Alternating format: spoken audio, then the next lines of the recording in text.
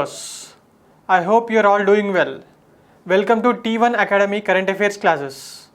ఈరోజు current affairs క్లాసెస్లో భాగంగా ముఖ్యమైన విషయాల గురించి డిస్కస్ చేసుకుందాం. ఈరోజు న్యూస్ పేపర్స్లో వచ్చిన ముఖ్యమైన విషయాలు ఏంటంటే India is providing $1 billion of line of credit to Sri Lanka. India శ్రీలంకకు $1 billion ఆఫ్ మనీని లైన్ ఆఫ్ క్రెడిట్ కింద ఇవ్వడం జరిగింది. దాని గురించిన విశేషాలు మనం ఇప్పుడు తెలుసుకుందాం. అలాగే ఈరోజు నేషనల్ వ్యాక్సినేషన్ డే అండి. This will be very important for exam, ఎందుకంటే కోవిడ్-19లో భాగంగా మనం వ్యాక్సిన్స్ అనేది అందరికీ వేయడం జరుగుతుంది. So this day is important. ఇది ఏ రోజు అంటే ఇది ఈరోజు, మరియు దాని యొక్క థీమ్, దానికి సంబంధించిన విశేషాల గురించి మనం తెలుసుకుందాం. అలాగే India has emerged as the largest importer of arms. SIPRI వాళ్ళు ఒక ఇండెక్స్ ఇచ్చారండి. దాని ప్రకారం India has emerged as a largest importer of arms. India ప్రపంచవ్యాప్తంగా ఉన్న అన్ని దేశాల్లో కల్లా అత్యధికంగా ఆర్మ్స్ని ఇంపోర్ట్ చేసుకుంటుంది. దానికి సంబంధించిన విశేషాలు మనం తెలుసుకుందాం. అలాగే ICC player of the month and chairman of air ఇండియాకు కొత్త చైర్మన్ని టాటా గ్రూప్ వాళ్ళు సెలెక్ట్ చేశారండి. అతను ఎవరు అనే సంగతి తెలుసుకుందాం. అలాగే బైరోన్ జానకి ఫెస్టివల్. ఈ బైరోన్ జానకి ఫెస్టివల్ అనేది హోలీకి ముందటి వారంలో జరుగుతుందండి ఒక స్టేట్లో. చాలా ఇంపార్టెంట్ ఫెస్టివల్ ఆ స్టేట్కి సంబంధించినంత వరకు. అది ఏ స్టేట్ అండ్ ఈ బైరోన్ జానకి ఫెస్టివల్కి సంబంధించిన ఇన్ఫర్మేషన్ కూడా మనం ఇవాళ తెలుసుకుందాం. అలాగే ఫస్ట్ ఇండిజినియస్ కోవిడ్ డ్రగ్ అండి, వ్యాక్సిన్ కాదు, drug. First indigenous Covid drug గురించి కూడా తెలుసుకుందాం. అలాగే లెజిస్లేటివ్ కౌన్సిల్ చైర్మన్, తెలంగాణకు కొత్తగా లెజిస్లేటివ్ కౌన్సిల్కి ఒక చైర్మన్ ఎలక్ట్ చేయడం జరిగిందండి. ఆయన ఎవరు, దానికి సంబంధించిన విశేషాలు కూడా తెలుసుకుందాం. అలాగే కొన్ని ఎంసీక్యూస్ కూడా, ఫైనల్గా కొన్ని ఎంసీక్యూస్ కూడా మనం డీల్ చేద్దామండి. Coming on to the first topic, that is $1 billion line of credit. Sri Lanka receives a $1 billion line of credit from India to assist pay for crucial imports. Sri Lanka దేశంలో ఏం జరిగిందంటే అక్కడ ఇన్ఫ్లేషన్ అనేది చాలా పెరిగిపోయి రేట్స్ అనేటివి చాలా పెరిగిపోయాయి. అలాగే మన కోవిడ్-19 వల్ల వాళ్ళకు రావాల్సిన టూరిస్ట్ కానీ ఆగిపోవడము, అలాగే వాళ్ళ ఎక్స్పోర్ట్స్ రేట్స్ కూడా చాలా పెరిగి ఎవ్వరూ కొనకపోవడము, దానివల్ల అక్కడ బ్యాలెన్స్ ఆఫ్ పేమెంట్ క్రైసిస్ వచ్చిందండి. వాళ్ళ దగ్గర డాలర్స్ అనేవి లేకుండా పోయాయి. సో వాళ్ళు ఏం చేశారంటే బయట దేశాల నుంచి ఇంపోర్ట్, వాళ్ళకి అత్యవసర వస్తువులు లాంటి ఫ్యూయల్ కానివ్వండి, రైస్ కానివ్వండి, షుగర్ కానివ్వండి, ఇలాంటి వస్తువులు వాళ్ళు ఇంపోర్ట్ చేసుకోవడం తగ్గించేశారు. దానివల్ల ఏం జరిగిందంటే అక్కడ రేట్స్ అనేటివి చాలా హై అమౌంట్గా పెరిగాయి. ఫర్ ఎగ్జాంపుల్ మనం ఒక 1 week ముందు న్యూస్లో చూసాం. అదేంటంటే in Sri Lanka petrol is sold for ₹254 A litre అని. ₹254 అంటే వెరీ హై అమౌంట్. జనరల్గా అక్కడ కూడా ఎప్పుడు కూడా మనలాగే 80 to 100, 110 మధ్యలో ఉంటూ ఉండేది. బట్ ఈ ప్రైస్ రైస్, ఇన్ఫ్లేషన్ మరియు బ్యాలెన్స్ ఆఫ్ పేమెంట్ క్రైసిస్ వల్ల ఏం జరిగిందంటే ఒక్కసారిగా వాళ్ళు కొనడానికి వాళ్ళ దగ్గర డాలర్స్ లేకపోయింది. బట్ అవసరాలకు మాత్రం ఫ్యూయల్ కావాలి. సో రేట్స్ ఒక్కసారిగా పెరిగాయి. మరి దాన్ని తట్టుకోవాలంటే వాళ్ళకి ఇప్పుడు డాలర్స్ కావాలి. India as a neighbourhood country and the biggest country in South Asia is helping them by providing $1 billion $1 billion assistance ఇస్తుందండి Indian government line of credit కింద. దానికి సంబంధించిన అగ్రిమెంట్ కుదుర్చుకోవడానికి వాళ్ళ ఫైనాన్స్ మినిస్టర్ అయిన Basil Rajapaksa will visit India to finalise the agreement. ఈరోజు ఆయన ఇండియాకు వస్తున్నారండి దానికి సంబంధించిన అగ్రిమెంట్ కుదుర్చుకోవడానికి. The island's foreign reserves has dropped 70% in the last 2 years to $2.31 billion in February, stalling critical imports including fuel. And Finance Minister Basil Rajapaksa, who first announced the Indian credit line in February, will sign an agreement. ఇందాకే చెప్పాను కదండి, అక్కడ fuel కొనుక్కోవడానికి కూడా వాళ్ళ దగ్గర dollars లేకపోవడం వల్ల ఫ్యూయల్ రేట్ కానివ్వండి, జనాలకు నిత్యవసరమైన రైస్ కానివ్వండి, ఆటా ఫ్లోర్ కానివ్వండి, ఇవన్నీ చాలా పెరిగిపోయాయి. సో దాన్ని ఎలాగైనా తగ్గించడానికి వాళ్ళ ఇంపోర్ట్ బిల్స్కి సంబంధించి డాలర్స్ అవసరం కాదానికి ఇండియా వాళ్ళు $1 billion line of credit assistance ఇస్తున్నారు. ఇందులో గుర్తుంచుకోవాల్సిన పాయింట్ ఒకటేనండి, India has given line of credit to Sri Lanka. ఎంత అమౌంట్ అని అడుగుతాడు, ఇట్స్ $1 billion, లేదంటే ఏ దేశానికి ఇచ్చామని కూడా అడుగుతాడండి శ్రీలంక. అలాగే మనం న్యూస్లో చూసినట్టుగా ఏ దేశంలో ₹254కి పెట్రోల్ నడుస్తుంది అని కూడా అడిగే అవకాశం ఉందండి, because it is our neighbouring country. The answer is Sri Lanka. Coming on to the next topic, tone academy quiz contest. ఇవాల్టి మొదటి ప్రశ్న, which of the following options is correct when talking about Ways and Means Advances or WMA? Ways and means advances లేదా WMA గురించి మాట్లాడుతున్నప్పుడు కింద ఇవ్వబడిన options లోంచి ఏది సరైన జవాబు? Option A, WMAs are the temporary advances given by the RBI to the center and the states to tide over any mismatch in receipts and payments. Option B, normal ways and means advances funding from RBI lesser than the repo rate. Option C, special drawing facilities funding from the RBI at higher than the repo rate. Or option D, WMAs are to be repaid within 1 year from their sanction. National vaccination day. ఈ national vaccination day అనేది చాలా important అండి. ఈసారి exams ముఖ్యంగా RRB NTPC వాళ్ళకు ఇది exam point of వ్యూలో చాలా ఇంపార్టెంట్ అవుతుందండి. ఎందుకంటే ఆర్ఆర్బి ఎన్టీపీసీలో కొన్ని vague questions, out of the blue questions ఇస్తాడు.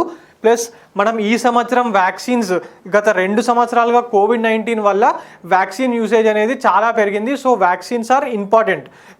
మరి వ్యాక్సిన్ నేషనల్ వ్యాక్సిన్ డే ఎప్పుడు అంటే that is on 16th March every year. అది ఈ రోజేనండి. దీనికి సంబంధించి తారీఖు ఇంపార్టెంట్ అండి. ఏ తారీఖు రోజు నేషనల్ వ్యాక్సిన్ డేని సెలబ్రేట్ చేస్తున్నానని అడుగుతాడు. అలాగే థీమ్ కూడా ఇంపార్టెంట్ అండి. దిస్ ఇయర్స్ థీమ్ ఏంటి అంటే vaccines work for all. The day was first observed in the year 1995. ఈ 3 విషయాలు ఇంపార్టెంట్ అండి. ఏ రోజు అంటే 16th మార్చ్. ఏ సంవత్సరంలో ఫస్ట్ టైం ఇది స్టార్ట్ అయిందంటే 1995. అండ్ థీమ్ ఏంటి 2022కి సంబంధించినంత వరకు థీమ్ ఏంటి అంటే that is vaccines work for all.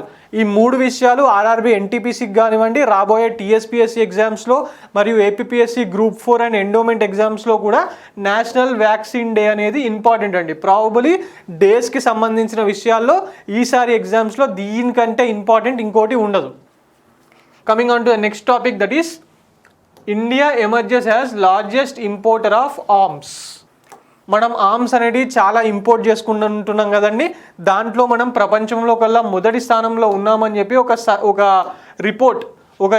Report తెలియజేస్తుందండి. ఆ రిపోర్ట్ ఏంటంటే SIPRI report, that is Stockholm International Peace Research Institute. SIPRI, Stockholm International Peace Research Institute వాళ్ళు ఒక రిపోర్ట్ రిలీజ్ చేశారండి. According to that report India stood first. ఆ report పేరు ఏంటంటే International Arms Transfer 2021. International Arms Transfer 2021 report by SIPRI, that is Stockholm International Peace Research వాళ్ళు ఇచ్చిన report ప్రకారం India and Saudi Arabia ఈ 2 దేశాలు ఆర్మ్స్ని ఇంపోర్ట్ చేసుకోవడంలో ప్రపంచంలో కల మొట్టమొదటి స్థానంలో నిలిచాయి. వరల్డ్ టోటల్ ఇంపోర్ట్ ఆఫ్ ఆర్మ్స్లో వీళ్ళు both countries accounted for 11% of all global arms sale.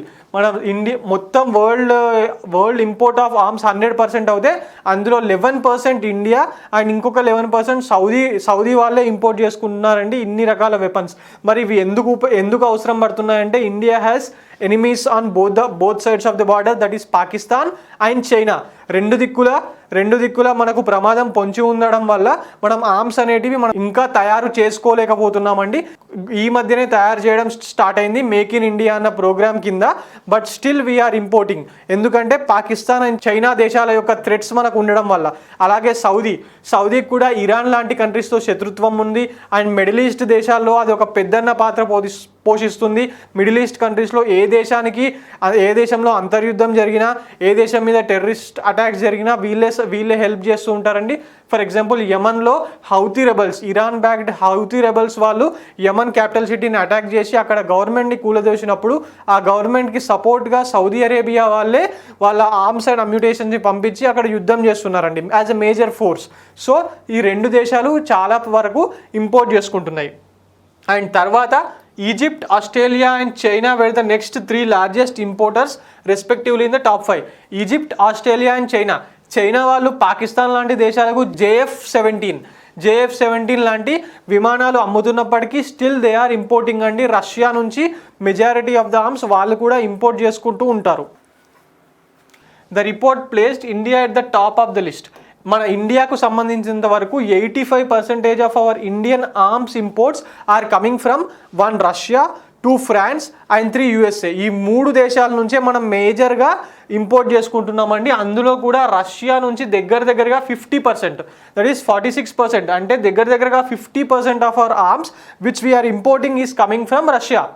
తర్వాత ఫ్రాన్స్ నుంచి న్యూక్లియర్ సబ్మరైన్స్ కానివ్వండి, లేకపోతే రష్యా నుంచి మనం ఎయిర్ క్రాఫ్ట్స్ సుకోయ్ ఎంకే సంబంధించిన ఎయిర్ క్రాఫ్ట్ కానివ్వండి, లేకపోతే యుఎస్ఏ నుంచి చికోక్ హెలికాప్టర్స్ కానివ్వండి, C-130 గ్లోబల్ ఎయిర్ కెరియర్ కానివ్వండి, మన ఆర్మీ వాళ్ళని లేదంటే ఏదైనా ఎర్త్క్వేక్స్ లాంటి వచ్చినప్పుడు అన్ని రకాలమైన ఇన్ఫ్రాస్ట్రక్చర్ సదుపాయాలని తరలించడానికి కానివ్వండి, మెడిసిన్స్ తరలించడానికి కానివ్వండి ఉపయోగపడే C-130 గ్లోబ్ మాస్టర్ కానివ్వండి లాంటివి మనం యుఎస్ఏ నుంచి ఇంపోర్ట్ చేసుకుంటున్నాం. The largest arms exporters in between 2017 and 21 ఎవరంటే యుఎస్ఏ అండి. ఫస్ట్ యుఎస్ఏ వాళ్ళు ఉంటారు, దాని తర్వాత రష్యా వాళ్ళు ఉంటారు. జనరల్గా USA with 39% of share retained it standing as the world's largest arms exporter. అలాగే రష్యా వాళ్ళు, తర్వాత ఫ్రాన్స్, చైనా ఇందాక చెప్పాను కదండి, China is an importer as well as an exporter. And Germany stood in top 5. మెయిన్గా యుఎస్ఏ వాళ్ళు వాళ్ళకి సంబంధించిన బోయింగ్ సంబంధించిన యుద్ధ విమానాలు, లాక్హెడ్ మార్టిన్ వాళ్ళు కానివ్వండి ఇలాంటి యుద్ధ విమానాలు అమ్ముతూ ఉంటారండి. అలాగే రష్యా వాళ్ళు కూడా యుద్ధ విమానాలు, న్యూక్లియర్ సబ్మరైన్స్, బ్రహ్మోస్ మిజైల్స్ లాంటివి మనతో కలిపి చేస్తున్నాయి. మిజైల్స్, AK-47 గన్స్ కానివ్వండి ఇలాంటివి చాలా అమ్ముతుంటారండి. ముఖ్యంగా మొన్న ఈ మధ్య చూసాము, అమెరికా, ఫ్రాన్స్, ఆస్ట్రేలియా వాళ్ళతో ఒక డీల్ కుదుర్చుకోబోతే దాన్ని అధిగమించి యుఎస్ వాళ్ళు ఆస్ట్రేలియాతో డీల్ కుదుర్చుకున్నారని ఇలాంటి న్యూస్ మనం చూస్తున్నామండి. సో యుఎస్ వాళ్ళు ప్రపంచవ్యాప్తంగా ఆర్మ్స్ డీల్లో నెంబర్ 1గా ఉన్నారండి. దాని తర్వాత రష్యా అండ్ ఫ్రాన్స్ వాళ్ళు పోటీ పడుతున్నారు. ఇండియా 23rd లార్జెస్ట్ ఎక్స్పోర్టర్ అండి. మనం కూడా కొన్ని దేశాలకు ఎక్స్పోర్ట్ చేస్తున్నాము.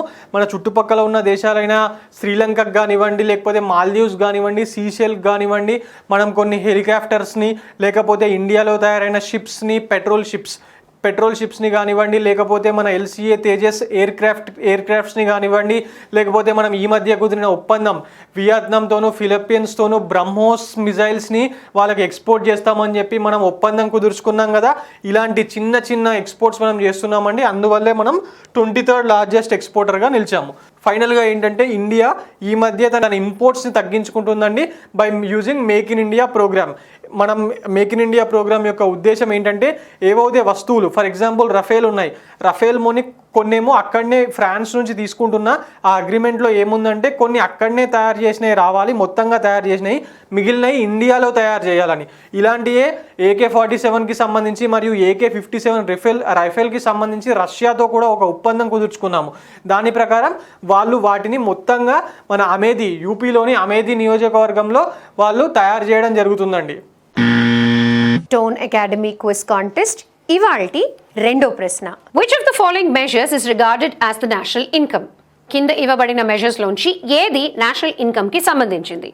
Option A gross national product at factor cost, option B gross national product at market prices, option C net national product at market prices, or option D net national product at factor cost. That is Shreyas Iyer and Amelia Kerr named as ICC player of the month for February 2022. ఈ player of the month గురించి కూడా కొన్ని questions వస్తున్నాయండి. ఈ మధ్య కాలంలో APPSCలో ఒకసారి అడిగారు. So this is important. ఈ పేర్లు ఈ మంత్ మాత్రమే గుర్తుపెట్టుకుంటే సరిపోతుంది. Shreyas Iyer is an Indian batsmen, middle order batsmen అండి. ఇతను ఇండియాకు ఆడుతూ ఉంటాడు. అలాగే Amelia Kerr, she an allrounder from New Zealand who is been performing very well in this year.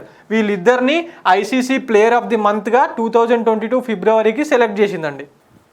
Coming on to the next topic, that is N. Chandrasekaran named as chairman of air India.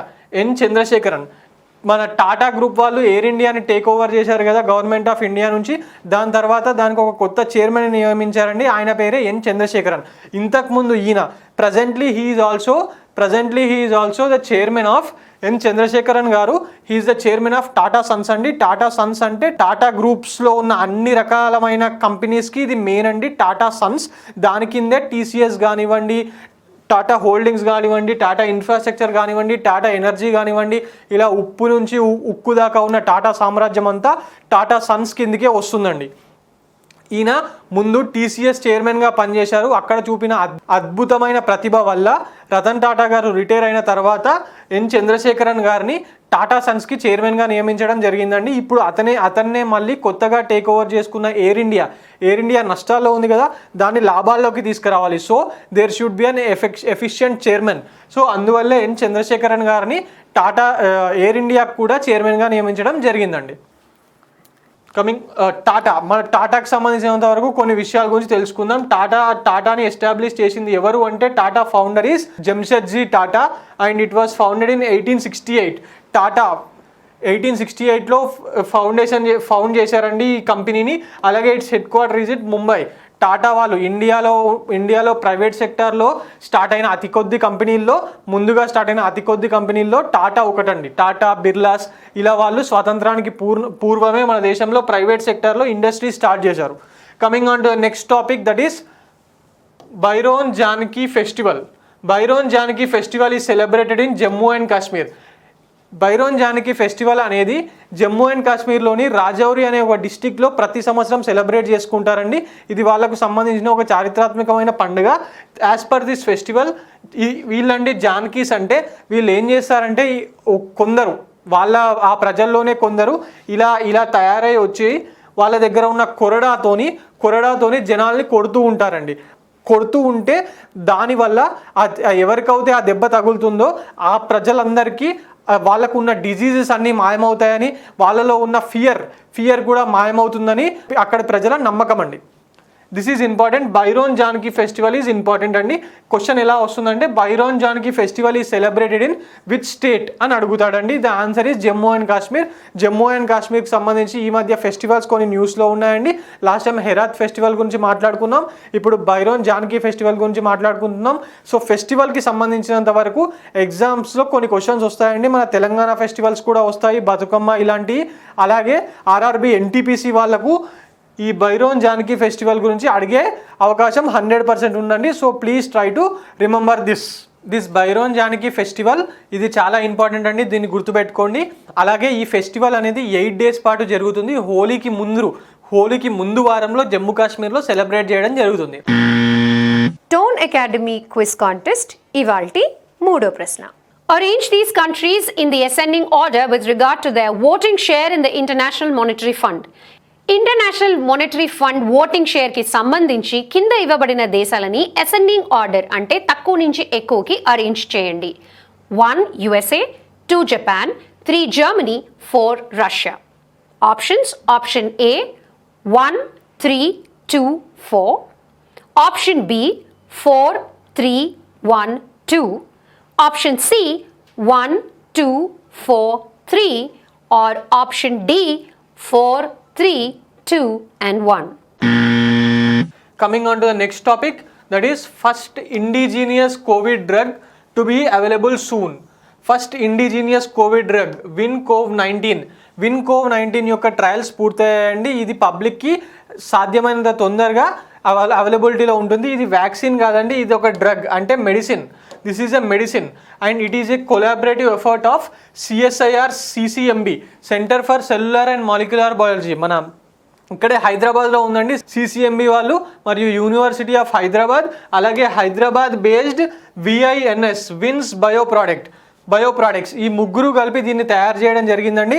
So this will be the first indigenous Covid drug to be made in India. మన దేశంలో తయారైన మొట్టమొదటి COVID-19కి సంబంధించిన drug అండి. మనం COVID-19 వల్ల తెలుసుకున్న విషయం ఏంటంటే, ఏదైనా మనం అన్నిటినీ ఎక్స్పోర్ట్ చేసుకుంటూ ఉండకూడదండి. మనము స్వయం సమృద్ధి సాధించాలి. ఈ విషయంలో CSIR వాళ్ళు కానీ మన ఇండియన్ సైంటిస్ట్ కానీ COVID-19 ద్వారా చాలా నేర్చుకొని యాజ్ సూన్ యాజ్ పాసిబుల్ స్వయం సమృద్ధి సాధించడానికి ప్రయత్నిస్తున్నారండి. ఈ టాపిక్కి సంబంధించినంత వరకు ఇందులో గుర్తుపెట్టుకోవాల్సిన ఇంపార్టెంట్ విషయం ఏంటంటే, దీని పేరు WinCov-19. అలాగే దీన్ని తయారు చేసింది ఎవరు అని అడుగుతారండి. CCMB వాళ్ళు plus university of Hyderabad and VINS bioproducts ఈ ముగ్గురు కలిపి తయారు చేశారండి. Coming on to next topic, that is Gutta Sukhender Reddy reelected as legislative council chairman. Telangana legislative అసెంబ్లీకి కాదండి, లెజిస్లేటివ్ కౌన్సిల్స్కి కొత్త చైర్మన్ ఎలక్ట్ చేశారు. ఆయనే మళ్ళీ రీఎలెక్ట్ అయ్యారండి. దట్ ఈస్ గుత్తా సుఖేందర్ రెడ్డి గారు. ఈయన ఇంతకుముందు ఎంపీగా 3 సార్లు, పనిచేశారండి. దాని తర్వాత ఇతన్ని లాస్ట్ టైం గుత్తా సుఖేందర్ రెడ్డి గారిని లెజిస్లేటివ్ కౌన్సిల్కి చైర్మన్గా ఎలక్ట్ చేయడం జరిగింది. ఈసారి మళ్ళీ ఆయన్ని ఎలక్ట్ చేస్తున్నారండి. జనరల్గా ఎగ్జామ్స్లో స్పీకర్స్, లెజిస్లేటివ్ అసెంబ్లీ స్పీకర్స్ కానివ్వండి, లేకపోతే లెజిస్లేటివ్ కౌన్సిల్స్కి సంబంధించిన చైర్మన్స్ మీద క్వశ్చన్స్ వస్తూ ఉంటాయండి గ్రూప్ 4, గ్రూప్ 3 లాంటి ఎగ్జామ్స్లో. So please try to remember this. Gutta Sukhender Reddy, a senior politician who has a 3-time MP from Congress. ఇప్పుడు టీఆర్ఎస్లో ఉన్నారండి ఈయన. And he has been reelected as chairman of legislative council. ఈయనేనండి గుత్తా సుఖేందర్ రెడ్డి అంటే, గుత్తా సుఖేందర్ రెడ్డి గారు. Coming on to the next topic, that is MCQs అండి. కొన్ని MCQs మీద మనం ఇప్పుడు డిస్కషన్ చేద్దాము. Which country emerged as the largest importer of arms between 2017 and 2021? దీనికి సంబంధించి Stockholm international and peace and research వాళ్ళు ఒక రిపోర్ట్ ఇచ్చారని ఇందాక చెప్పాను కదా, సిప్రీ రిపోర్ట్ అని చెప్పి. దానికి సంబంధించిన మీద ఈ క్వశ్చన్ అండి. లార్జెస్ట్ ఇంపోర్టర్ ఎవరు? Options are A India, B Saudi Arabia, C both, D none of this. ఏదండి దీనికి సంబంధించిన ఆన్సర్ అంటే మీరు ఒక 2 seconds ఆలోచించండి, నేను ఆన్సర్ చెప్తాను. మనం ఇందాక మాట్లాడుకున్నప్పుడు చెప్పానండి, India and Saudi Arabia are both 11% world వైడ్గా ఒక్కొక్క దేశం ఉన్న ఇంపోర్ట్స్లో, ఆర్మ్స్ ఇంపోర్ట్స్లో ఈ 2 దేశాల్లో ఒక్కొక్క దేశం 11% ఇంపోర్ట్ చేసుకుంటున్నాయి అని చెప్పి. టోటలీ 100% ఇంపోర్ట్స్లో 22% ఆఫ్ ఇంపోర్ట్స్ ఈ 2 దేశాలే చేస్తున్నాయని ఇందాక చెప్పాను. సో ఆన్సర్ ఈస్ బోత్ అండి, 2 దేశాలు. ప్రతిసారి ఆప్షన్ ఏదో ఒకటే కరెక్ట్ ఉండదండి, 2 ఆప్షన్లు కూడా కరెక్ట్ ఉంటాయి. So you should be conscious about this.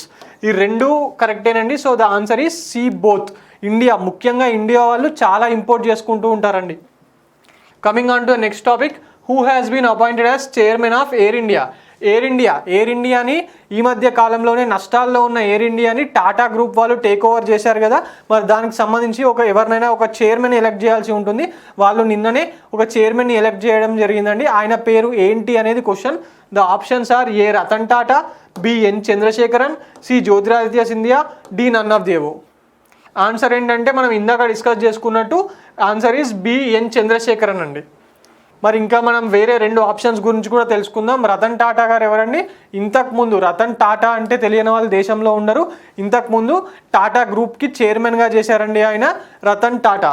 And Jyotiraditya Scindia is an MP from Madhya Pradesh state నుంచి, ఒక రాజ్యసభ MP అండి. అలాగే he is central minister for civil aviation, ministry of civil ఏవియేషన్కి ఈయన మినిస్టర్గా పనిచేస్తున్నారండి. And he is also heir of Gwalior సంస్థానం ఉంటుంది కదా, ఆ రాజవంశానికి సంబంధించిన వారసుడండి ఈయన. Coming on to the next topic, next question, India has given $1 billion line of credit recently to which nation? Options are A Sri Lanka, B Bhutan, C Cambodia, D Denmark.